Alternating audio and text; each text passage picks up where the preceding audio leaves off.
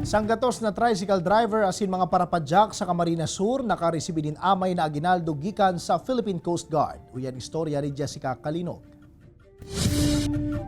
Si 30 na mga parapadyak asin 30 na tricycle drivers sa Banwaan in Pasakaw, Camarines Sur ang nakaresibi ning tigsararo na spaghetti pack sa isinagibong gift giving asin Thanksgiving kan pirang personahe kan Philippine Coast Guard sa lugar. Sigun ki CGCPO Alexander Lumbre, simbolo nin pagpapasalamat sa mga biyayang sa indang naresibe ang aktibidad na ini. Mga nagkakayod na tricycle driver asin parapadyak ang sa indang napiling tawan nin regalo, ninhulita sinda mismo, hali man sa pagpapadyak antes na matawan nin oportunidad na makalaog sa serbisyo. Sa simpleng lang po, yun po yung maluluto nila, pagdagdag nila na makapagluto yung ibang mga nagpapadyak kasi na talagang napaka nila sa paghanap buhay. So, at least makapag-spaghetti naman sila. 1 kilo po yun ang alam ko sa isang na yon. So, yun ang panghanda nila. Lutoon na spaghetti ang sa indang napili na ipanao, tanganing may maipanghanda sa Pasko ang labang saro sa 100 na mga benepisyaryo kan proyekto.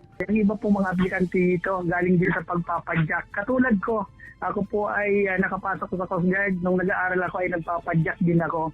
Kaya parang alam namin yung hirap sa pagpapadyak at sa mga tricycle driver.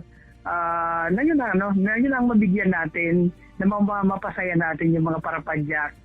Makalihis ang gift giving, sarong feeding activity man ang ginibo para sa mga kaakian. Pigpuunan kan grupo ang proyektong ini kan taong 2021. Piguhurot maninda na maipadagos ini tuyong kapaskuhan sa mga masunod pang taon.